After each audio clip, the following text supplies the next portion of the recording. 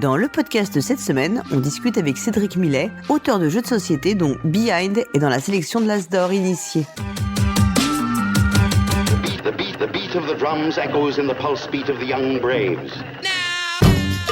Salut les joueuses, salut les joueurs, je suis Paul Gara. On se retrouve pour une nouvelle interview et je suis en compagnie de Cédric Millet. Est-ce que je l'ai bien prononcé ? C'est parfait. Bonjour à tous. Bonjour Cédric, merci de m'accueillir parce qu'on est dans ta ludothèque. Oui, j'ai depuis 3 ans une salle dédiée aux jeux au sous-sol. Ouais. Alors Cédric, tu es auteur de jeux. Tu es notamment l'auteur de Behind qui est sorti en fin d'année 2024. Oui, fin novembre. Ouais, fin novembre. Et qui a pas mal fait parler de lui. Enfin, moi, en tout cas, il était dans la rétrospective 2024 de ce podcast. Je fais un peu d'auto-promo pour mes autres émissions. On va revenir un peu sur ton parcours en tant qu'auteur. C'est ton activité dans le monde ludique.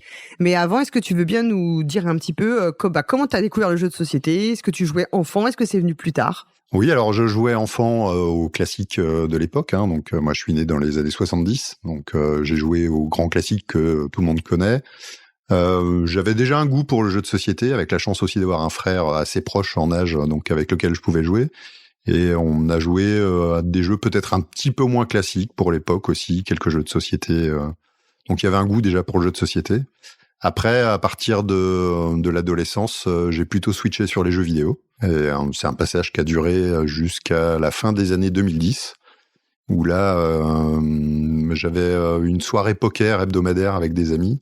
Et un jour, dans cette soirée poker, il y en a un qui a apporté les colons de Catane. Donc on a joué, j'ai trouvé ça super, je connaissais pas du tout le monde du jeu moderne. Et puis avec ce groupe d'amis avec lequel on avait une soirée hebdomadaire, on est rentré dans le monde du jeu moderne. Et puis la soirée poker s'est transformée en soirée jeu. Et puis c'est comme ça que ça a démarré, avec une appétence particulière pour les jeux...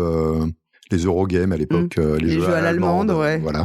Plutôt donc jeux de gestion. Ouais, gestion, stratégie, ça faisait partie aussi des jeux que j'appréciais en jeux vidéo. Mm-hmm. Et donc c'était avec ce groupe d'amis, à l'époque c'était les jeux Istari par exemple, les What's Your Game de l'époque, les Stéphane Feld de l'époque, etc. Et puis on a découvert aussi des jeux qui étaient un peu antérieurs. Des choses comme Tigre et Euphrate, Saint-Pétersbourg, T'as fait ce cheminement un peu de beaucoup quand on découvre le hobby, de jouer à ce qui est en cours, et puis après souvent on a ce cheminement d'aller rejouer aux jeux qui vont inspirer ces jeux-là ou qui étaient... Ouais, absolument, ouais. Remonter effectivement jusqu'au début des années 2000 globalement, et découvrir tout ce qui était produit. Alors à l'époque, la production n'était pas la même qu'à l'heure actuelle, donc c'était plus simple de découvrir entre guillemets tout ce qui existait, ou en tout cas de s'y intéresser, ouais. Aujourd'hui, tu joues toujours, t'as toujours ce même rythme, parce que parfois, des personnes, surtout quand elles commencent à travailler dans le monde du jeu, elles disent qu'elles ont plus vraiment le temps de jouer pour le plaisir de jouer, en fait. Ah ouais, beaucoup moins, là, surtout depuis, on va dire depuis 2 ans, parce que il y a des concours de circonstances qui ont fait que j'ai plusieurs jeux qui sont sortis à peu près au même moment, et donc les sollicitations de la part des éditeurs pour la partie développement, etc., sont un peu toutes tombées au même moment. Donc effectivement, là, depuis 2 ans, j'ai pas beaucoup le temps de jouer à autre chose que mes protos, et voilà. Donc puis il y a eu un autre phénomène aussi, c'est que de 2015 à 2019 j'ai habité en Inde.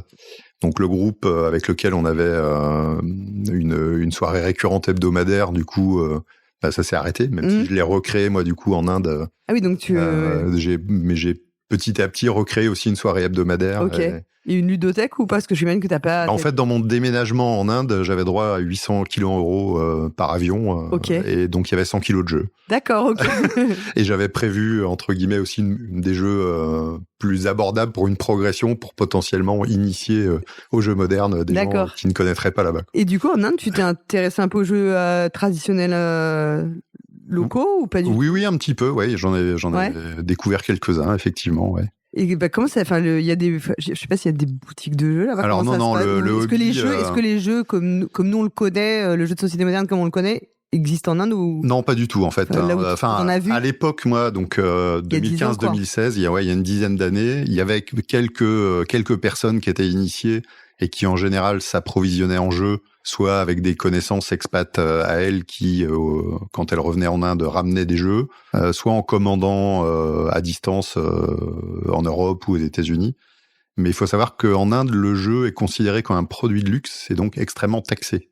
Donc les rares jeux qu'on pouvait trouver en local étaient à des prix exorbitants, Ouais. quoi. Enfin, Ok. 2 fois le prix français, quoi, en gros. Oui, d'accord. Ce qui, en plus, pour le pouvoir d'achat local, Oui, est et énorme, c'est quoi. inabordable en fait. À l'époque, le salaire moyen, pour donner un ordre de grandeur, je crois, était de 120 € en Inde par mois. Donc, avec des jeux, on va dire, à 80 €. Oui, c'est pas possible. Voilà, c'est un mois de salaire. Ça peut pas être un loisir de masse.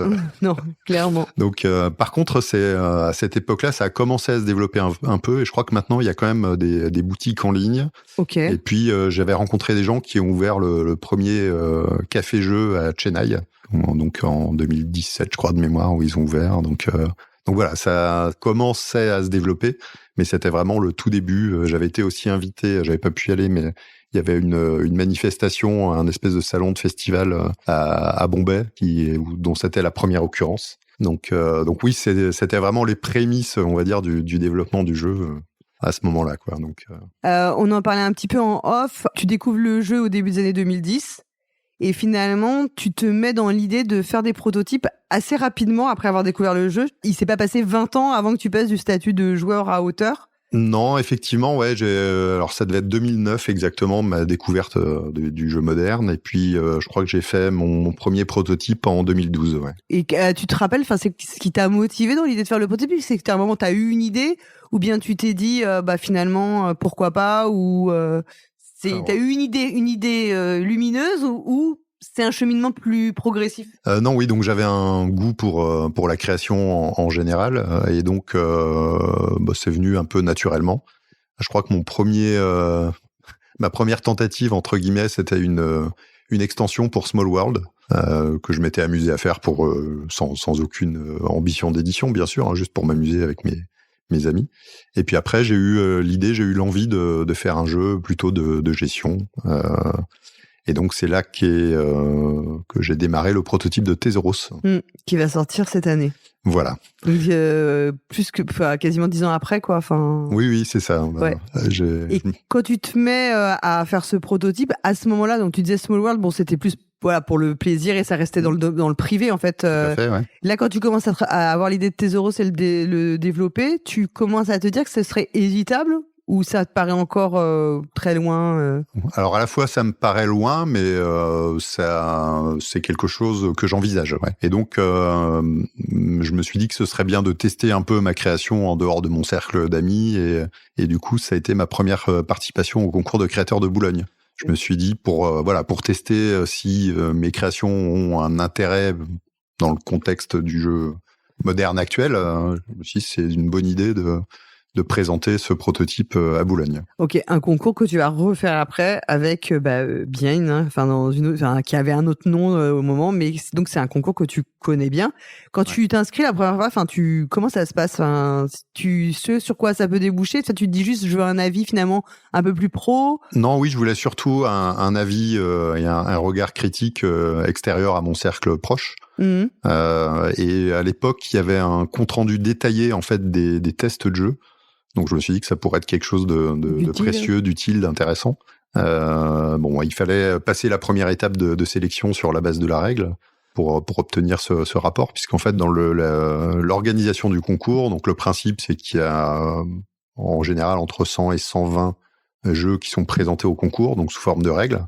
Il y a des personnes qui lisent les règles de la ludothèque de Boulogne et qui sélectionnent sur la base de la règle 30 jeux, 30 prototypes. Et donc, si on a la chance d'être dans les 30 prototypes sélectionnés, on envoie le prototype, cette fois, pour que les groupes de testeurs de la ludothèque de Boulogne jouent à ces prototypes et fassent des retours. D'accord. Et donc, à l'époque, il y avait un avis qui était formulé papier, donc un petit dossier qui nous était rendu sur le résultat des tests. D'accord, donc toi, sur ton proto, tu rédiges les règles, ça te prend beaucoup de temps, parce qu'en fait, rédiger des règles, c'est pas juste on explique comment on joue au jeu, c'est beaucoup plus compliqué que ça. Oui, c'est un exercice qui est pas simple du tout, surtout pour un jeu, un Eurogame, gestion stratégie, où effectivement il y a beaucoup de règles, donc c'était un exercice pas très simple, mais pas inintéressant. Ouais. Tu l'envoies, et là... Et ben donc après, il y a une période d'attente, puisque l'inscription au concours se fait au mois de janvier, et le résultat de la première phase, en général, doit être quelque chose comme fin mars. D'accord. Donc, pour savoir si on est sélectionné dans les 30 ou pas. Ouais. Et là, t'es sélectionné. Là, je suis sélectionné dans les 30, donc je suis déjà très content. Ouais. Pour moi, c'était déjà la victoire. Hein. Je veux dire que c'était un peu l'objectif. Ouais. Je me suis dit, ça veut dire que ça tient, quelque part, ça validait un peu ma démarche aussi. Je me suis dit, être dans les 30 sur un premier prototype, c'est très cool. Tu dis que ça tient la route suffisamment. Voilà, en tout cas, ça m'encourage à persister, quoi. Okay. C'était l'objectif de me dire, bon, soit ce que je fais, ça n'a pas d'intérêt et je vais faire autre chose. Donc là, on est en quelle année à peu près Du coup, ça devait être le concours 2013. Ok. Ouais. Et pour faire ton prototype, parce qu'aujourd'hui, on a les imprimantes 3D. Enfin, on a l'impression mais je pense qu'il y a 10 ans, c'était pas aussi simple que ça, en fait. Ouais, alors il y a un site allemand à l'époque que j'utilisais qui s'appelle Spielmaterial, sur lequel on peut acheter du matériel de jeu.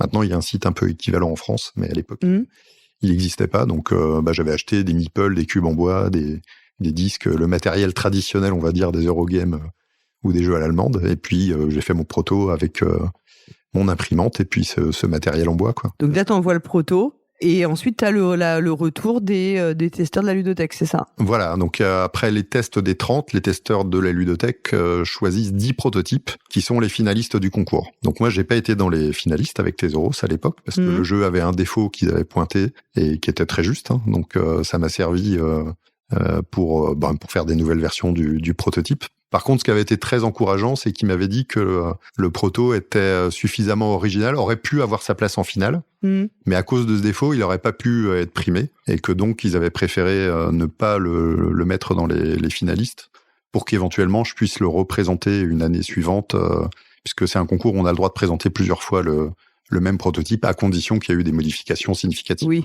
ouais, c'est ça. Mais du coup, ce concours, tu l'as refait après avec Puzzle Rêve, qui va devenir Behind. Oui. Et là, pour le coup, le jeu a passé la 2e sélection. Oui.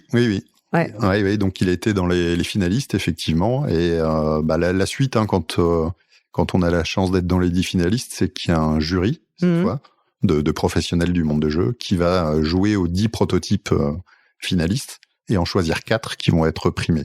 Okay. Donc il y a pas d'ordre, hein. C'est 4 jeux qui sont primés entre guillemets ex aequo, quoi. Et toi, tu as été primé au final. Voilà, avec Puzzle Rêve, donc Puzzle Rêve, devenu Behind. Dont on parlera un peu plus en détail après.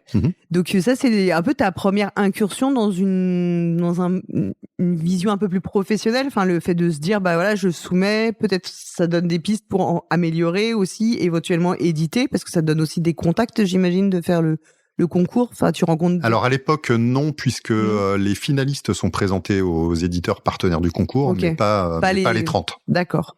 Après ce premier prototype, tu vas avoir d'autres jeux. On va passer peut-être plus rapidement. Il y a eu Meeple Circus qui est sorti, qui est un jeu un peu d'adresse. Enfin, je sais pas comment tu le qualifies. Enfin, qui est un peu un jeu inclassable, je trouve. Oui, je crois que c'est ce qui a fait son petit succès à l'époque. Il était suffisamment original. Je pense que c'est ce qui a séduit l'éditeur aussi. C'est ce qui est sorti chez Matago. Oui. Donc il y a eu une histoire un peu plus compliquée en fait, hein, parce que j'avais, à l'époque, j'avais présenté, parce que donc dans la foulée du concours de Boulogne, je me suis dit que c'était bien de tester mes protos aussi, et donc j'avais candidaté au Protozone d'un certain nombre de concours. Et donc à PEL, je présentais un prototype et j'avais Meeple Circus dans mon sac, que je venais juste de créer, quoi. Et en fin de journée, je suis allé voir un éditeur un peu au hasard, le premier qui passait par là pour lui montrer le prototype. Et tout de suite, il a été emballé, il a voulu signer. D'accord. Bon, il s'avère que l'éditeur a disparu 1 an après. D'accord, ok. Donc j'ai récupéré mes droits et donc c'était à Cannes 2015. Donc je leur ai fait signer un papier. Ça a été leur dernière participation à Cannes. Hein, donc je leur ai fait signer un papier pour récupérer mes droits parce j'avais pas de nouvelles d'eux depuis un certain temps, etc. Et puis dans la foulée, j'avais un rendez-vous avec Matago pour leur présenter à la base mon prototype Nuba qui allait devenir Kyoto no Neko. Et puis j'en ai profité aussi pour sortir le proto de Meeple Circus. Et là, ils ont été emballés tout de suite. Et du coup, au final, finalement, c'est Meeple Circus qui a été signé le premier, et puis Nuba a été signé l'année suivante à Essen. Ouais, parce que Meeple Circus, il sort quoi en 2017 ? Il sort en 2017, c'est ça. Donc en fait, et là aujourd'hui, t'as eu Kyoto no Neko, donc qui est sorti chez Matago, pareil en fin d'année dernière. T'as un autre jeu qui est pas encore sorti en France, enfin qui a été signé chez ABBA, qui est sorti aussi l'année dernière. Alors. Il y a eu un, alors on sait très bien il y a beaucoup de temps qui se passe entre le moment où on signe les projets et les moments où des sorties. Ça dépend de plein de facteurs différents. Donc Meeple Circus, il a un succès. Enfin, je veux dire, c'est un jeu dont on se souvient. On parlera un peu plus après de l'originalité aussi de tes créations en général, mais aussi pour Meeple Circus. Comment tu le vis cette période de latence finalement entre Meeple Circus et puis finalement 2024? Enfin, il s'est passé 7 ans pour lesquels tu t'as pas tes jeux qui sortent, quoi. Enfin. Ouais, effectivement, c'était un petit peu frustrant puisqu'il y avait Nuba qui a été signé en 2016 et puis par la suite Tesoros qui a été signé en 2018. Donc des jeux qui auront mis entre la signature et la sortie 8 ans et 7 ans. C'est un temps qui est hyper. En fait, c'est un temps long quand même. C'est très long, ouais. Ouais. Alors c'est évidemment pas le standard. Hein, il y a des raisons qui expliquent ça. Et à l'inverse, Puzzle Rêve est devenu Behind et est sorti en 1 an. Ouais. Donc c'est vraiment des expériences très différentes. Alors sur Tesoros, il y avait un travail quand même de développement qui était important, évidemment, sur un jeu un Eurogame comme ça. C'est évidemment plus de travail de mise au point. Il y a eu dans le développement un événement qui a fait qu'il a fallu retravailler toute une part du jeu. Parce qu'il y avait un parti pris sur ce jeu, en fait, dont je savais qu'il allait me priver d'une partie de la cible. Ok, la fameuse cible. Voilà, mais c'était assumé à la fois par l'éditeur et par moi. On savait que le jeu plairait pas à tout le monde, mais il nous plaisait à nous et on avait envie qu'il sorte comme ça. Par contre, il y a eu des séances de tests intensives où finalement, ça plaisait à beaucoup moins de monde que prévu. Ok, d'accord. Donc là tu revois un peu, Super Meeple m'a dit effectivement, on aime bien ton jeu, mais il faut quand même qu'on le vende parce que c'est quand même le but, quoi. Ouais. Donc là, ça a nécessité que je retravaille un volet du jeu et donc ça. Alors la difficulté, c'est qu'effectivement, je suis pas auteur à temps plein, hein, c'est un hobby. Et donc, pour la mise au point d'un jeu où les parties durent à peu près 3 heures, c'est compliqué de faire des tests intensifs. Hein. Donc là, ça m'a repris, on va dire, une bonne année avant de revenir avec une version qui corrigeait ce qu'on voulait corriger et qui tienne la route. Donc, tu l'as dit, t'es pas auteur à temps plein. Quand on en a déjà discuté, c'est pas forcément, enfin, tu ne vises pas d'être auteur à temps plein, en fait. Il y a beaucoup de personnes qui voudraient pouvoir être auteur à temps plein, mais toi, c'est pas forcément le cadre, ton cadre de rêve, en fait.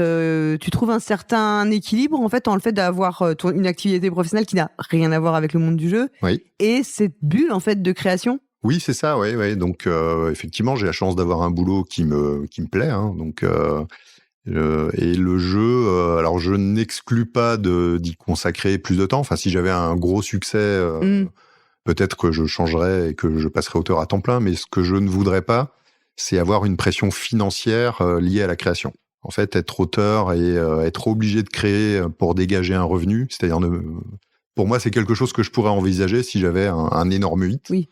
Qui génère des revenus sur le long terme et où tu as une sécurité derrière. Il y a une sécurité derrière, mais je n'aurais pas envie effectivement de me lancer, d'arrêter mon activité actuelle et puis de me lancer avec une incertitude financière et le fait de devoir créer sous cette pression financière en fait. Et le fait de finalement que ce ne soit pas un travail, mais comme tu l'as dit, c'est un hobby.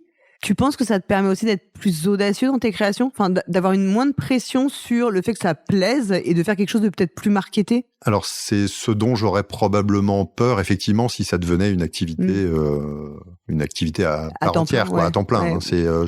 Je craindrais d'avoir cette obligation de sortir des jeux et effectivement un rapport à la création qui soit différent où on réfléchit à une cible marketing ou des choses plus calibrées. Alors que là, c'est pas des choses qui me préoccupent. Je fais les jeux qui me plaisent, dont j'ai l'idée, dont j'ai envie. Et, après, effectivement, il y a un travail avec les éditeurs, il y a des réflexions sur la cible, etc. Mais c'est pas l'étincelle initiale, quoi. Oui. Tu te sens pas obligé de faire ce qu'on attend pour plaire sur le marché. Voilà, oui. Ouais. Oui, parce que, enfin, voilà, on le disait, il y a que ce soit Meeple Circus, que ce soit Kyoto no Neko ou bien Behind. Moi, je trouve frappant, c'est que c'est des jeux qui sont déjà très différents et je comprends que Tesoros, auquel je n'ai pas joué du tout, mais du ce que tu m'en as à la description, enfin, c'est encore un jeu très différent. Donc, il y a quand même de l'éclectisme dans tes créations, enfin, une volonté de pas forcément faire et refaire, tu vois, comme un peu Uwe Rosenberg qui fait des polyomino tout le temps. Enfin, voilà, qui a un peu des marottes, hein. Je dis pas que il le fait pas bien, mais il y a des auteurs qui ont des marottes et ils prennent, Toi, je comprends que c'est plutôt ça. Et je trouve qu'en plus, dans ce que tu as proposé à chaque fois, même si, par exemple, je suis pas une fan de Meeple Circus à titre perso, je trouve que tes jeux, c'est des propositions originales auxquels on n'a pas l'impression d'avoir joué 5000 fois, en fait, qu'il y en a 50 qui sont sortis comme, je sais pas, les jeux de collection à un moment, ou les jeux d'association d'idées, tu vois. Donc, et ça, tu penses, c'est aussi lié à ça, à l'absence de contraintes, de pouvoir se permettre cette originalité? Alors, je l'ai pas conscientisé de cette manière-là, mais oui, effectivement, je ne m'impose pas de contraintes, donc ça doit aider probablement. Enfin voilà, l'inspiration, elle vient de manière en général inattendue, et je ne réfléchis pas. Après, quand j'ai une idée, je me pose la question effectivement de son originalité. C'est pas un objectif de faire des jeux effectivement qui existent déjà ou qui ressemblent à des jeux qui existent déjà. J'ai plutôt envie de surprendre aussi. Ouais, c'est idéalement après. Est-ce que avec le recul, puisque tu n'étais pas 100% dans le secteur, enfin t'as aussi ça donne plus de recul, de pas être dépendant. C'est vrai. Est-ce que tu as l'impression qu'il y a un peu quand même ce côté-là de aujourd'hui faire des produits plus formatés ou pas, ou... Oui, on a quand même cette impression-là dans la masse de la production actuelle. Il y a des modes, et on a l'impression effectivement que s'il y a des jeux qui ont un fort succès, les éditeurs ont envie d'avoir un jeu qui ressemble. Enfin, une des choses qui m'a frappé récemment, c'est les jeux avec des cartes de couleurs avec des numéros. Ouais. J'ai trouvé que c'était un peu une overdose depuis 2-3 ans. Ouais, tu veux dire tous les jeux... Les Skyjo-like ou... voilà. Les petits jeux, ce qu'on appelle les petits jeux de cartes. Les petits jeux de cartes. Alors, j'ai rien contre les petits jeux, je le précise, parce que c'est pas parce que j'ai démarré avec les jeux plutôt Eurogame gestion, je joue à tout et avec plaisir à tout. Mais effectivement, là, j'ai vu, à chaque fois que je voyais une nouveauté avec des cartes, avec des couleurs et des numéros, je me disais, encore, quoi. Mais... Et toi, sur tes idées, t'as déjà eu des personnes qui t'ont dit, ouais, mais c'est trop original, ou c'est trop inclassable, ou... Je ne crois pas. Il y a un jeu que j'ai un proto que j'ai en co-autorat avec Marc Paquin, qui est un jeu abstrait original et avec un matériel difficile à éditer. C'est le seul cas qui me vient à l'esprit, mais sinon non, il n'y a pas eu j'ai pas eu de refus sur cette thématique-là. Ouais. Ok. Et là, tu disais, tu fais du co-autorat. C'est nouveau? C'est le premier co-autorat que tu fais, ou t'avais déjà eu des tentatives? Alors avec Marc, on a fait plusieurs tentatives, y compris à l'époque quand j'étais en Inde, on avait fait quelques tentatives à distance, mais la seule fois où ça a fonctionné, c'était sur ce jeu abstrait. Ouais. D'accord. Et d'autres co-auteurs, c'est quelque chose que tu envisages de plus en plus, ou pas forcément, le co-autorat? C'est pas, je le recherche pas absolument, mais je l'écarte pas non plus. J'ai pas de plan par rapport à ça. Si l'occasion se présente, ce sera avec plaisir. Ouais. Je n'ai pas non plus une politique à l'inverse où je veux absolument faire des jeux tout seul. Ouais. Ce sera en fonction des opportunités, de ce qui se présentera. Et c'est né comment avec Marc? Tu l'avais rencontré, Alors Marc, à la base, c'est un ancien collègue. Ah bah décidément. Donc avec qui on s'est découvert en tant que joueur par hasard chez un ami commun. Et puis finalement, j'ai commencé à créer. Le secteur automobile est vraiment plein de surprises. Plein de surprises à l'âge. Donc oui, voilà comment ça a démarré avec Marc. Donc moi, j'ai commencé à créer des jeux, et puis il s'est dit, tiens, si cet imbécile-là y arrive, il n'y a pas de raison que j'y arrive pas non plus. D'accord. Et donc, oui, on s'est un peu entraînés mutuellement à nos débuts, là, et c'était assez rigolo, parce que donc on a eu nos premiers protos à peu près au même moment. On a été tous les deux édités chez Matago parmi nos premières créations. Oui, donc il y avait un pattern commun. C'est assez marrant, ouais. Et par exemple, sur Kyoto no Neko, donc tu disais que c'est un proto qui est assez ancien finalement. Oui, la première version du proto, je l'avais présenté à Matago en 2013, à Essen en 2013. Ah oui, donc donc il est sorti 11 ans plus tard, quoi. Voilà. Et j'en profite pour faire un petit clin d'œil à Mathieu Blayot, qui était sourceur chez Matago à l'époque, et c'est lui en fait qui a sourcé à la fois Meeple Circus et Nuba, qui allait devenir Kyoto no Neko à l'époque. Donc mes premières signatures de jeu, c'était grâce à lui. Donc. D'accord. Et t'as eu beaucoup de développement, il y a eu beaucoup de développement sur ces jeux-là, ou t'as l'impression que l'idée elle était là dès le départ, quoi, le fond du jeu? Alors, Meeple Circus, c'était assez marrant parce qu'au départ, j'avais eu une idée de mécanique, qui n'avait rien à voir. Elle n'existe plus dans le jeu qui est sorti. Et donc j'avais envie de trouver un jeu qui fonctionne avec cette mécanique. Et il y a une soirée, j'ai essayé de m'atteler à la tâche, et finalement il n'y a rien qui ressortait d'enthousiasmant. Donc j'avais mes petits meeples devant moi, et puis je me suis avachi sur ma chaise, j'avais le regard dans le vide, Et puis d'un seul coup, machinalement, je me suis mis à empiler mes meeples. Puis là, j'ai regardé ce que je faisais, mais je me suis dit, mais bien sûr, c'est ça. Et il y avait déjà l'idée du cirque à ce moment-là ? Non. Donc c'est à ce moment-là où en empilant mes meeples, je me suis dit, tout m'est venu. Et là, j'ai enchaîné pendant 1 heure. J'ai fait un premier proto. Le lendemain matin, au réveil de mes enfants, je les ai obligés à jouer à mon prototype. Sinon, pas de petit-déj. Voilà. Et là, donc là, j'ai eu le compliment ultime d'un de mes fils qui m'a dit « C'est ton proto le moins nul ». Ah, waouh. Faites des enfants. Et donc, là, je me suis dit que je tenais quelque chose. Oui. Comme quoi, finalement, Non, en fait, le tout premier proto avait fonctionné. Alors, bien sûr, ça a beaucoup évolué après. Et j'avais aussi ce défaut sur mes premières créations de faire des choses trop compliquées. Pour Meeple Circus, il a fallu épurer. Et j'ai eu la chance d'avoir le Ludovic Maublanc pour le développement du jeu, qui m'a aidé à épurer, à en faire quelque chose de plus... C'est vrai que c'est ce qu'on dit toujours, c'est que on a tendance à en mettre, quand on discutait à chaque fois que j'ai discuté avec des auteurs-autrices, ils te disent que voilà, naturellement, on a tendance à vouloir en mettre, et qu'en fait, en réalité, il faut plutôt retirer, que c'est pas si facile de retirer de bien retirer pour que ça reste. Ça reste des choix compliqués à faire. Là, j'ai un autre prototype qui date un peu et sur lequel j'ai eu plusieurs allers-retours. C'est-à-dire qu'au départ, je m'étais dit, je vais faire un Eurogame, mais assez sec, quoi.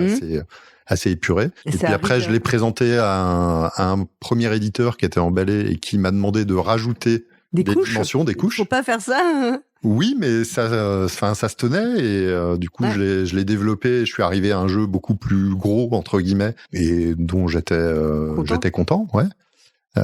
C'était pas non plus rajouter des choses artificielles, c'est des choses qui donnaient plus de profondeur, une dimension stratégique, alors qu'à la base c'était plutôt un jeu tactique et opportuniste. Et après, finalement, pour différentes raisons, le jeu n'a pas été signé. Et donc, j'ai retravaillé à repartir de cette version-là pour la resimplifier. Ouais, donc t'as fait des... Voilà, j'ai une version épurée, on va dire, qui est meilleure que la première. Et je me pose la question de rajouter ou pas des choses. Donc, c'est toujours des questions. Mais oui, effectivement, en tout cas, sur mes premières créations, c'est vraiment quelque chose où il a fallu qu'il a fallu que j'apprenne. C'est à simplifier et à vraiment. C'est dur d'épurer en fait. En fait, quand on crée quelque chose et qu'on enlève un truc, on a un peu l'impression de se couper un bras ou un doigt, quoi. Donc c'est compliqué au début. Qu'il faut remplacer ou qu'il faut. Ouais. Et puis on peut être content d'une micro mécanique qu'on a ajoutée où on trouve où elle nous apporte à nous du plaisir et en fait c'est parfois pas évident d'avoir le recul de se dire mais non mais ça c'est pas essentiel. Il faut l'enlever et rester sur le cœur de l'expérience. Donc ça, je pense qu'il y a un cheminement à faire pour arriver aussi à abandonner des pans d'un prototype qu'on a passé des heures à créer. Oui, parce que tu renonces finalement à des choix que tu avais fait à un moment et ça veut dire que c'est une remise en question. Faut accepter la remise en question, quoi. Et là, j'ai un nouvel éclairage là-dessus avec Behind. Parce qu'en observant des parties de test à un joueur, je m'aperçois que quand on fait des choses, qu'on construit quelque chose, dans le cas de Behind, qu'on associe des tuiles et qu'on est tout seul, les joueurs ont beaucoup de mal à remettre en cause les associations qu'ils ont. Ah oui, ça c'est vrai. Ouais. Et donc c'est pour ça notamment que l'expérience Behind, même si elle peut tout à fait se concevoir solo, moi j'estime qu'elle est meilleure à 2 joueurs parce qu'effectivement l'autre va avoir ce regard de dire mais là t'as associé ça, mais est-ce que c'est vraiment comme ça qu'il faut l'associer, pas remettre en cause des choses que spontanément le cerveau humain a pas tendance à faire quand on est tout seul, quoi. Ouais, donc Behind, on va en parler plus en détail parce qu'il est sorti, c'est un jeu qui a quand même fait beaucoup de parler de lui. Je le disais, je trouve que tous tes jeux sont vraiment originaux. Et là encore, c'est un jeu, moi je n'ai pas joué encore à la boîte de base, j'ai joué qu'au scénario de démo à l'alchimie du jeu à Toulouse. Le puzzle, c'est pas nouveau. L'enquête, si on peut dire, je mets des gros guillemets, c'est pas du tout podcastique, mais voilà, l'enquête, c'est pas nouveau non plus. Mais c'est vrai que l'association des deux, c'est quelque chose qu'on n'a pas l'impression d'avoir joué 1000 fois. Est-ce que déjà t'es fan de puzzle à la base ? Pas du tout. Voilà, parce que c'est une question, tu vois. Parce que je dis, il faut avoir. Je pense même que si t'es fan de puzzle, tu peux pas avoir envie de twister à ce point le puzzle. C'est peut-être parce que tu trouves le puzzle un peu chiant que t'avais. En fait, je pense que j'ai très rarement, voire jamais fait de puzzle classique dans ma vie. Enfin, j'en ai peut-être fait quelques-uns, mais. Est-ce que t'as déjà fait des puzzles escape ? Non. Ouais, en général, c'est très mauvais. Hein, je le dis. En fait, On a quand beaucoup, j'ai eu l'idée de Behind, j'ai regardé quand même ce qui existait, Ouais. parce que Comment elle naît l'idée? le point de départ, c'est les puzzles, c'est chiant et. Alors non, c'est pas exactement ça. Comment rendre ça cool? C'est alors ça va peut-être contredire un peu ce que j'ai dit tout à l'heure, mais en fait l'idée de base c'est que j'ai entendu ou lu le fait que les puzzles avaient explosé complètement pendant le Covid. Donc je me suis dit il y a un intérêt vraiment pour les puzzles. Ça m'a surpris parce qu'effectivement j'ai pas d'intérêt personnel, mais je me suis dit du coup est-ce qu'on peut twister le truc quoi, parce que c'est un truc qui plaît, est-ce qu'il y a moyen de trouver un twist sympa sur le concept de base du puzzle, de le réinventer entre guillemets.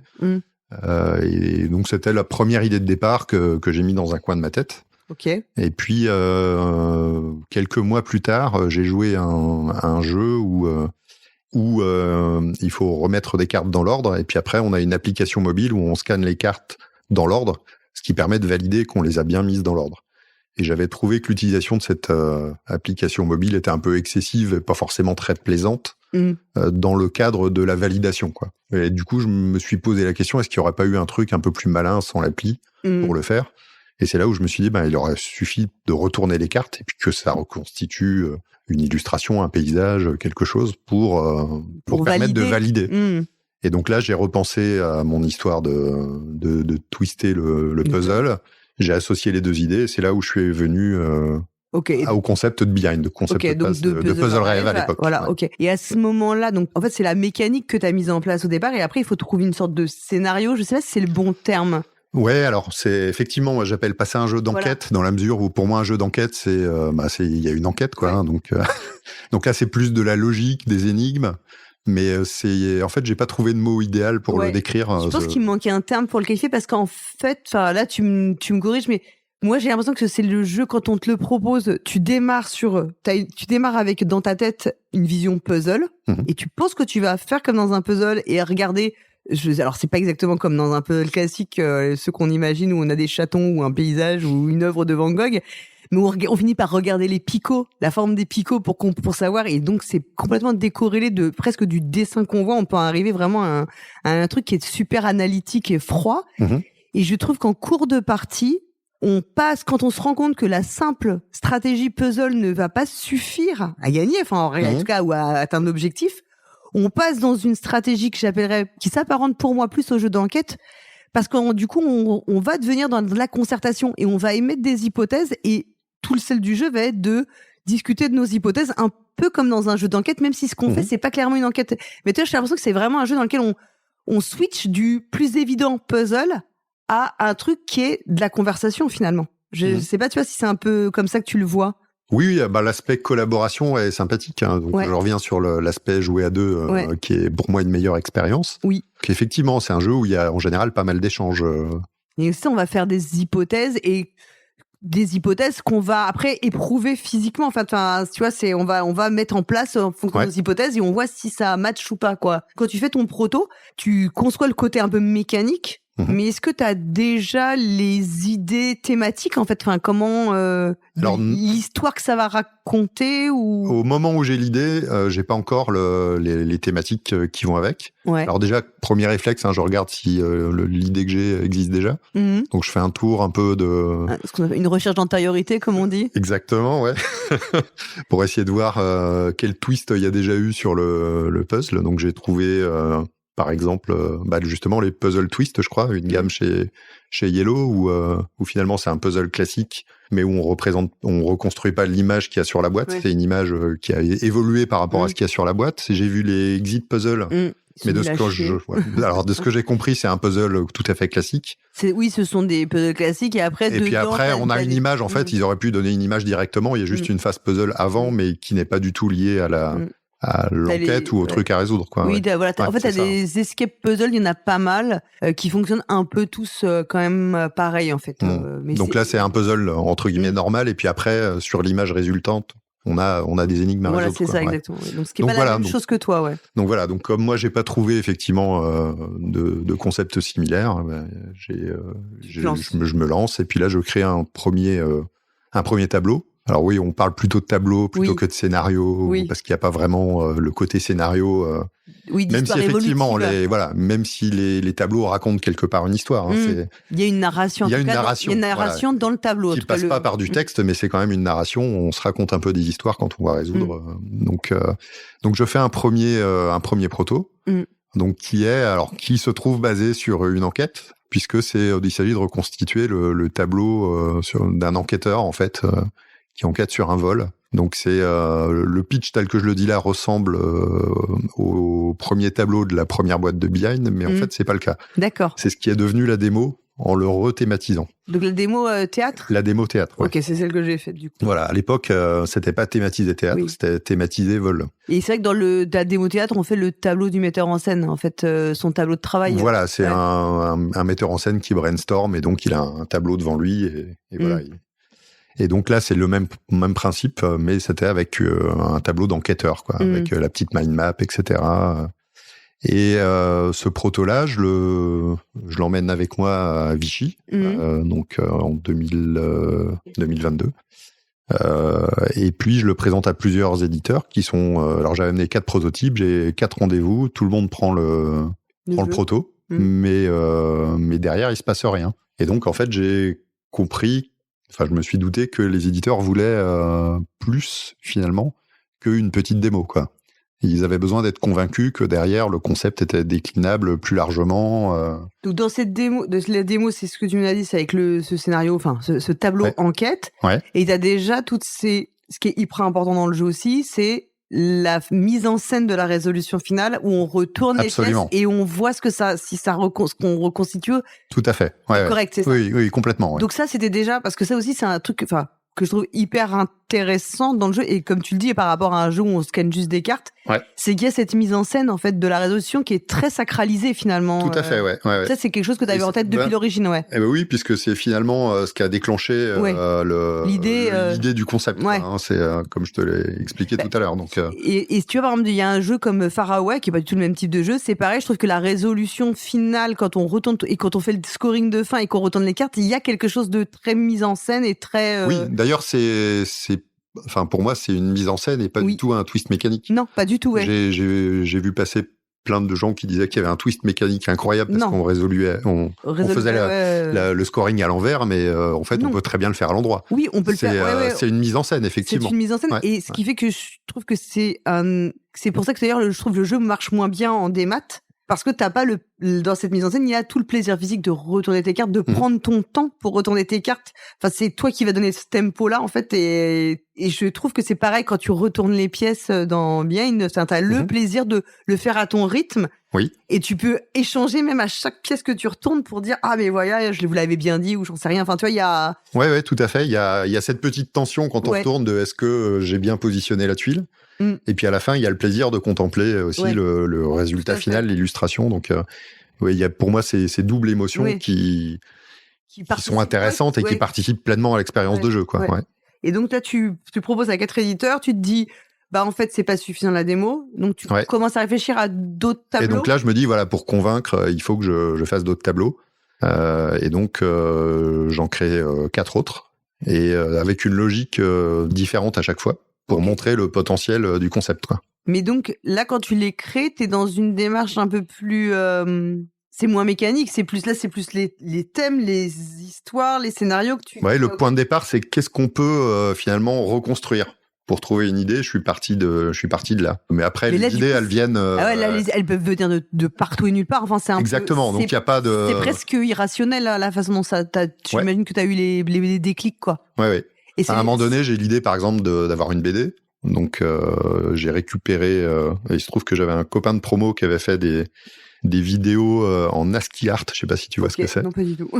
C'est des dessins qui sont faits avec les caractères du clavier. Des slash, des O, des A, des... Ah oui, ok, d'accord, ça, oui. Voilà. Et du coup, lui, il en a même fait des vidéos. C'est-à-dire que tu prends ton notepad Windows, t'affiches le fichier texte, et tu fais page down, et sur chaque page, en fait, t'as une image différente, et ça crée une animation. Et donc, je suis allé piocher là-dedans pour recréer une BD à partir de sa vidéo, à partir d'un scénario de sa vidéo. Et donc, ça m'a permis de tester le concept de la BD dans Behind. et de voir que ça pouvait fonctionner. Donc voilà. Puis après, j'ai eu d'autres idées dans cela. Il y a eu ce qui est devenu le 3e tableau de la première boîte de Behind avec les hiéroglyphes, le bas-relief égyptien reconstitué. Plus d'autres idées, ouais. Donc en fait, à ce moment-là, t'as déjà en germe ce qui va être les tableaux définitifs, quoi. Enfin, t'as déjà beaucoup qui est déjà. Ouais, okay. Ouais. Donc là, j'en fais 5 et puis je décide de présenter le prototype aussi, donc au concours de Boulogne, début 2023. On disait tout à l'heure, et là, voilà. tu remportes le prix, en fait. Enfin, oui, j'ai fait partie des 4 primés, effectivement, ouais. Pendant le temps du concours, j'ai une 6e idée de tableau, donc je rajoute, parce qu'il y a possibilité quand on passe les étapes, là, d'apporter des petites modifications au jeu. Ok. Du moment que ça le transforme pas, évidemment. Oui. Mais donc là, j'avais rajouté un 6e tableau. Et puis voilà, quoi. Et à réaliser comme proto, c'est compliqué parce que on sait que la fabrication, enfin, on va en reparler un peu après, mais on sait parce que Pierrot l'a expliqué quand même que tu fabriques pas, il faut que ce soit vraiment millimétré pour que ça fonctionne après. Alors, j'imagine que pour le proto, tu peux te permettre que ce soit peut-être un peu moins nickel que pour le produit final que tu vas mettre en magasin, mais c'est compliqué à concevoir. Pour le proto, il n'y a pas de contrainte, en fait. Ouais. Le proto est beaucoup plus simple que le produit final, parce que la problématique du produit final, c'est que les usines ont des outils de découpe qui sont fixes et qui s'abattent, j'allais dire, sur le carton qui a été imprimé avec une précision qui n'est pas extrême. Qui n'est pas précise. Précision relative. Donc moi ce que j'ai compris, c'est que c'est à plus ou moins 3 mm.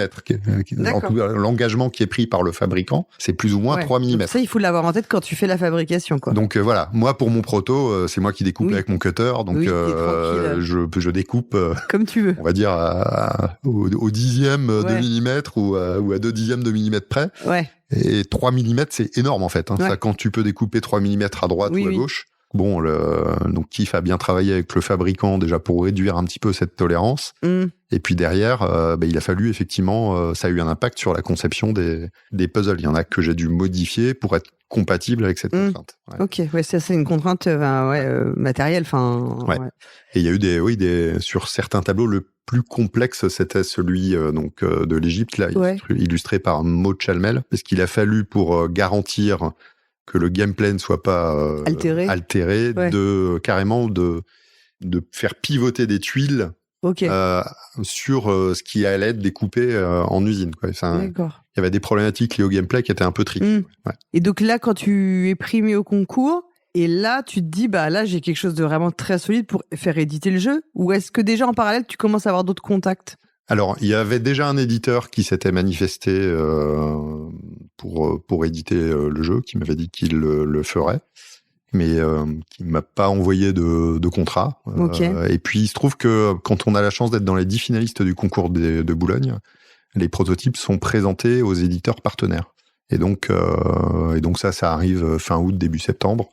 Donc, avant d'être primé, j'avais déjà des contacts de la part des partenaires du concours. Ouais. Ok. Et déjà avec Kif à ce moment-là ? Oui. Ouais. Oui. En fait, avec tous les partenaires du concours, ils m'ont tous répondu favorablement. Ils m'ont pas répondu, mais tu savais que c'était. Ils passent en fait par l'organisation du concours pour me contacter. Donc Erwan, qui gère le concours pour la ludothèque de Boulogne, m'avait dit voilà, j'ai tel éditeur qui souhaite te contacter, est-ce que je peux lui donner tes coordonnées, etc. Et donc c'est arrivé pour l'ensemble des éditeurs partenaires du concours. Ouais. Et là, tu décides que ce sera Kif. Et voilà. C'est acté avec l'équipe de Kif que tu vas reprendre des tableaux qui existent déjà ? Alors, un des atouts de l'équipe de Kif... C'est que Pierrot est illustrateur aussi, non ? Alors, alors ils ont beaucoup d'atouts. Ouais, ils ont beaucoup d'atouts. Pierrot est illustrateur, et donc effectivement, pour un jeu comme ça qui fait la part belle à l'illustration... il apporte un œil particulier. Il apporte forcément son expérience, son réseau aussi de connaissances. En fait, très rapidement, il m'a dit quel illustrateur il voyait sur quel tableau, etc. Mais où je voulais en venir, c'est que sur l'aspect création de nouveaux puzzles, c'est qu'il y a aussi Nico dans l'équipe. Oui, Nico Normandon. Voilà, Nico Normandon. Ouais, qui a écrit un excellent scénario de Time Stories, Marcy Case. Ouais. Voilà. Donc un des meilleurs, je pense même, largement. Et donc qui est auteur, mais qui est aussi développeur. Ouais. Et donc qui a très rapidement fait une appli pour PC pour jouer à Behind. Ok. Et donc, moi, j'avais juste à créer les images de mon proto et ça les découpait en tuiles et ça les mettait en 3D pour que je les manipule. Donc, ça m'a permis de faire des tests très, très rapidement. Oui, d'accord, ok. C'est-à-dire que moi, quand j'ai créé mes protos, il a fallu que je les imprime, le recto, le verso. L'image au verso, faut l'imprimer en la découpant à bande, en la mettant à l'envers, au cutter, etc. Et puis là, on fait le premier test. Évidemment, il y a des choses qui vont pas. Ouais, donc faut modifier Ouais, la source, réimprimer. Là, tu fais un gain de temps. Et donc, il y a eu un gain de temps phénoménal. Et du coup, je vais pas dire de bêtises, mais je pense qu'en un mois après qu'il m'ait donné l'outil, j'avais déjà 5 ou 6 tableaux en plus, quoi. Explique que finalement, le jeu a pu sortir assez vite aussi par rapport à ce que l'idée de départ, quand on en parlait tout à l'heure, qu'il y a des trucs qui font que les jeux, enfin, le fait d'avoir un outil comme ça te permet de gagner vachement de temps sur le développement des tableaux. Alors oui et non, hein. C'est-à-dire que c'est surtout pour les premières étapes. Ok. Moi, ça me permet de valider si ça tient la route ou pas, mais après, ça ne valide pas le fait que les gens qui vont le résoudre ont une bonne expérience. Et donc là, ça nécessite plein d'autres tests que là j'ai fait en physique. Ouais. Quoi. Parce qu'en plus, bon, il y a l'aspect manipulation, on n'a quand même pas les mêmes sensations sur un outil numérique. Donc ça a été plutôt un accélérateur pour créer des nouveaux tableaux, mais pas pour les mettre au point. Et ça, c'est vrai que on en parlait aussi, je pense que c'était en off, mais tu disais d'abord dans la règle du jeu, c'est vraiment hyper dit que ce qu'il faut, c'est avoir une bonne expérience. Vous dites que c'est optimal, il y a un soin qui est apporté dans la règle à dire que c'est optimal à 2, même si sur la fiche signalétique du jeu, on peut jouer de 1 à... oui, parce vous avez mis c'est 4 ou 5 Je crois qu'on a mis 1+ sur la boîte. Ouais. Parce et moi, j'y ai joué à 4, et c'est vrai qu'à 4, on a moi, c'est trop. On a la difficulté de se marcher un peu dessus. Oui. Et à 1, on n'a qu'un cerveau, donc on se bloque. Non, mais c'est vrai, on reste... Ouais. On n'a pas le ping-pong de la discussion, en fait. Ouais, tout à fait. Et puis, comme on le disait tout à l'heure, on a tendance à rester, une fois qu'on a associé quelque chose, à pas le remettre en cause quand on est tout seul. Et donc, quand on joue en solo, alors il y a des gens qui me disaient, moi, ce genre de jeu, j'ai envie de le faire en solo. Donc, c'est pour ça aussi qu'on a laissé un joueur sur la boîte. Il y a des gens qui apprécient l'expérience comme ça. Oui, il y a rien qui l'empêche. Il y a rien qui l'empêche. Après, c'est plus une question. Après, c'est une question d'expérience. Et moi, mon conseil, c'est pour les gens qui aiment jouer en solo, c'est de pas rester bloqué une demi-heure. Moi, j'ai déjà vu des gens comme ça. Il faut mettre parfois un peu son ego de côté et aller piocher les indices. Sachant que dans la conception des indices aussi, il y a eu pas mal de travail et l'idée est de dire on donne plutôt une piste dans l'indice. Et puis dans l'indice suivant, la solution à la piste précédente et une nouvelle piste, ce qui permet de pas être trop frustrant, quoi. Et d'ailleurs, vous dites, moi je m'en souviens, quand on avait fait tu nous avais dit, allez chercher les indices, n'hésitez pas. Il faut aller les chercher, il faut pas rester... Ouais, parce que si on reste bloqué plus de 10-15 minutes, après, finalement, ça veut dire que la résolution du tableau peut prendre 1h30, 2 heures, et ça finit par être un peu épuisant, quoi.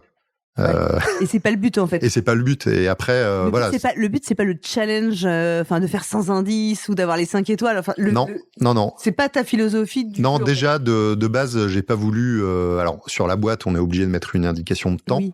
Mais on l'a mise assez large pour plusieurs raisons. Déjà, moi, je voulais pas que ça devienne un objectif. Pour moi, le but, c'est de se faire plaisir avec l'expérience de jeu. C'est la satisfaction du tableau final. Exactement. C'est ça voilà.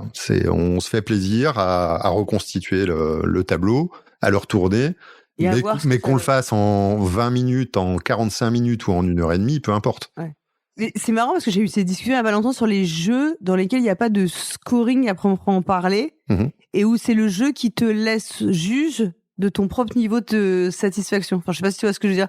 En fait, j'en parlais parce qu'on a parlé d'un jeu avec Christian Lemaire qui s'appelle Snowware où il n'y a pas de scoring et en fait, tu vas retourner je sais pas si tu connais le jeu. Non. On retourne des cartes, il y a un incendie, on va retourner des cartes on va recouvrir l'incendie. Mais le jeu te dit à la fin, regardez votre tableau, ce que ça donne visuellement, parce que ça forme comme un tableau sur ta table. Et à vous d'apprécier si vous estimez que vous êtes satisfait ou pas, en fait, de ce que vous avez fait. Et j'ai l'impression que c'est un peu la même genre de philosophie. C'est, tu laisses les joueuses responsables de leur propre réussite, quoi. Oui, c'est ça. Puis le but, c'est que les gens soient contents, quoi. Enfin, moi, je fais des jeux pour que les gens s'amusent avec et pas pour qu'ils soient frustrés négativement, en se disant, moi, je l'ai fait en 45 minutes, ils avaient dit que ça se faisait en 35, donc je suis nul et voilà. C'est pas le but de procurer ce genre de sensation. Et donc, et d'autant plus que on a une variabilité sur les temps de résolution des tableaux Ultra. qui est extrême, quoi. Ouais. Oui, ça m'étonne pas. Ça peut aller de 20 minutes à 1h30 en fonction des gens, et c'est pas parce que les gens sont idiots ou pas idiots. C'est juste qu'ils font appel à des logiques qui sont différentes, qu'on est tous câblés différemment, et qu'on peut être très confortable avec une logique et beaucoup moins avec une autre. Et c'est ce qu'on a constaté dans les tests. Hein. Donc, il n'y avait pas de raison de frustrer les gens en leur disant, bah, t'as mis trop de temps, quoi. Le but, c'est de se faire plaisir à résoudre, et peu importe le temps qu'on met, quoi. Par contre, effectivement, si on refuse d'aller chercher des indices, on peut arriver à une expérience qui dure trop longtemps et qui devient contre-productive, un peu contre-productive ou frustrante. Donc, mais c'est vrai que la plupart des gens rechignent à aller chercher les indices. Il y a ce goût un peu de la compétition, du challenge. C'est les questions des profils des. Ouais, c'est pas le cas de tout le monde, mais c'est le profil majoritaire. Ça pourrait avoir dans une discussion justement, c'était Pierre Buty qui me disait que vont dans le jeu des gens qui ont plutôt des profils compétitifs et que de fait on a tendance à faire des jeux pour ces profils-là et donc on attire ces profils-là et donc on fait des jeux et que déjà on a évolué là-dessus, mais les profils compétitifs ils sont quand même majoritaires dans les joueurs et eux ils veulent faire le moins d'indices possible. Oui, mais il y a beaucoup de gens qui se chronomètrent quand ils font un behind, même si on n'a pas mis d'objectif de temps, quoi. Tirage à 20 000 exemplaires, c'est ça? C'est ce qu'on disait ce que tu me disais tout à l'heure? Oui, effectivement, ouais. Et une deuxième boîte en préparation? Oui. Oui, ça a déjà été annoncé par Kif, donc effectivement. Et puis Mélodie Leblond sera illustratrice de la. Oui, elle fait partie. Je l'ai interviewée, donc elle nous l'a dit aussi. Non, c'est public, c'est pas secret. Donc il y a Crocotam, Mélodie Leblond et Pierrot. Donc. D'accord. Et là, c'est toi aussi qui as conçu les tableaux? Oui. Tout. Alors, tu dis aussi, donc il faut que je rende à César ce qui appartient à César. Le scénario de la BD de la première boîte a été créé par Martin Wittberg. D'accord, ok. Ouais. Et ça, c'est quelque chose que tu pourrais envisager d'avoir des personnes qui conçoivent les tableaux, qui sont sans toi du tout, enfin même si c'est ta mécanique, ton jeu. Oui, on verra si j'exclus pas du tout le fait qu'il y a d'autres pour aussi peut-être avoir de nouvelles idées, apporter d'autres choses. Oui, effectivement, ouais. Alors pour l'instant, là j'ai à peu près en tout, en comptant ceux de la première boîte, une quinzaine de tableaux. Ouais, donc t'as de quoi faire. Donc il y a de quoi faire. Après, il y en a qui sont pas forcément internationalisables. Ah oui. Donc il y a ces problématiques-là, parce qu'il y en a qui sont. Quand il y a de l'écrit ou qu'est-ce qui fait que c'est moins internationalisable? Oui, c'est ça. C'est quand ça fait appel à la langue. Même la BD peut poser problème. Par exemple en Asie ou au Japon, les codes de la BD sont pas forcément les mêmes. Donc est-ce qu'une BD comme celle de la première boîte pourrait s'exporter là-bas? C'est pas certain. Donc oui, il y a ces problématiques-là à regarder aussi. Donc parmi les 15, tous ne sortiront pas, ne verront pas le jour dans une boîte forcément. Mais pour l'instant, effectivement, il y a encore de la matière. Mais j'exclus pas du tout, effectivement, d'avoir d'autres auteurs qui créent des tableaux dans le futur. Et là, la deuxième boîte, vous avez une date de sortie ou... Pour l'instant, elle est pas fixée, définitivement. Définitivement. Ce sera 2025. Ouais, d'accord. Mais pour l'instant, il n'y a pas de date. Et sur les autres protos, on a dit Thésaurus qui sort en 2000, qui était en proto. Il a été repoussé 2 fois là, mais il est prévu a priori pour PEL Thésaurus. D'accord. Ça devrait tomber à peu près à ce moment-là. Ok. Et t'as d'autres jeux en cours qui vont sortir? Alors, il y a un jeu où j'attends le contrat et qui devrait sortir en 2026, Et puis j'ai un autre style de jeu, oui, différent, ouais. Où le point de départ, c'était justement l'idée mécanique qui a abouti sur Meeple Circus. D'accord. Et qui n'est plus dans la boîte de Meeple Circus. Et donc que t'as recyclé, là, qui est revenu, et t'as retravaillé tout. J'avais la conviction que c'était un bon point de départ, donc je suis reparti de ce point de départ pour créer un autre jeu, Et il y a un autre jeu aussi que tu avais fait qui est sorti chez ABBA en 2024, Next Monster, et ça a sorti en France ou je sais plus si... Alors les boîtes existent en français, mais pour l'instant la distribution de ABBA en France c'est un peu compliqué depuis qu'ils ont fermé l'antenne France. Donc les dernières nouvelles que j'ai eues à Essen, c'était qu'ils allaient redémarrer une distribution de leur jeu en France début 2025, mais j'ai pas plus de précision. Donc il devrait arriver effectivement. Là, il s'agit d'un jeu très familial et qui a une petite parenté avec Meeple Circus puisqu'il y a une bande son. Ouais, j'ai vu ça, oui, on doit voter. C'est quoi? C'est des monstres qui font un peu une sorte de concours. C'est un concours incroyable talent, quelque chose comme ça. Donc c'est un jeu où il va falloir constituer une équipe de monstres pour faire le meilleur show possible. Et c'est quoi, il faut les faire applaudir, il y a pas... Et donc, il y a des, la mécanique, c'est qu'à notre tour de jeu, donc on a un tas de tuiles devant nous. Il y en a 6 qui sont face visible, les autres sont face cachée. Et à notre tour de jeu, on retourne une 7e tuile et on en prend une parmi les 7 qui est soit un monstre, soit un juré. Et puis, donc, il faut on constitue un tableau de 9 monstres et 3 jurés. Et puis, avec une optimisation de caractéristiques qui vont permettre de marquer un maximum d'applaudissements. Et donc, effectivement, il y a une bande-son qui va rythmer le jeu. Oui, donc le moment où on retourne une tuile et le moment où on la prend sont imposés par la bande-son. Donc, ce sera pas une application, ce sera c'est des MP3 qui sont sur Spotify, YouTube. Tous les plateformes Donc, toutes les plateformes qui permettent ce genre de choses, ouais. Il y a quelque chose que tu veux ajouter ou tu penses qu'on a fait un bon tour d'horizon? Je pense que c'est pas mal, ouais. C'est pas mal, hein. Merci beaucoup, Cédric. Avec plaisir. Et on remercie les auditeurs et auditrices qui écoutent ce podcast. Et puis, on se retrouve bientôt. Salut! Au revoir.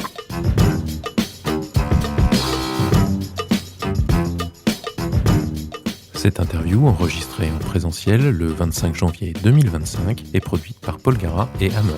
Toutes les informations utiles et les titres des jeux abordés dans cette émission figurent dans le billet de cet épisode sur notre site, lepointdepolgara.fr, en un seul mot. Ce podcast est totalement indépendant. Son contenu est libre et non sponsorisé. Retrouvez-nous sur les réseaux sociaux, Facebook, X, Blue Sky ou Instagram sur le compte de Paul Gara.